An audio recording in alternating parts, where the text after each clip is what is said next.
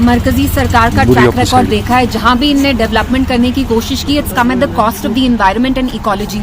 वो उत्तराखंड हो, आप देखिए वहां कितने फ्लड्स आए, पूरी city has been ravages. Kashmir में हमारा क्या कंसर्न है कि जहां पे भी ये प्रपोज कर रहे हैं कि यहाँ रेलवे बनाए जाए, it is all through agricultural land. हाल ही में हमने देखा बिजबिहाड़ा में लोग कैसे सड़कों पे आए, क्योंकि वो वहां उनके ऑर्चर्ड्स हैं, ये एग्रीकल्चरल लैंड है, फर्टाइल लैंड है, फर्टाइल सॉइल है। तो अगर आपको रेलवेज करना है, it's a great idea, connectivity बढ़ेगी, लेकिन आप कम से कम लोगों को कंसल्ट करिए, जो एग्रीकल्चरल लैंड है उसको छोड़ के कहीं और करिए।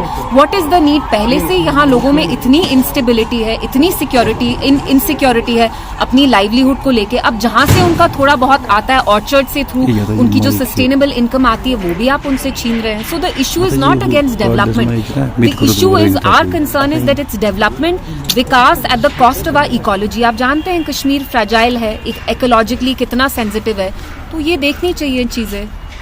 तो जो प्रोजेक्ट का इनॉग्रेशन होने वाला है, प्राइम मिनिस्टर जिस प्रोजेक्ट को इनॉग्रेट करने वाले हैं, पहली बार होगा कि आज़ादी के बाद कश्मीर जो है रेलवे के थ्रू देश के साथ कनेक्ट होगा।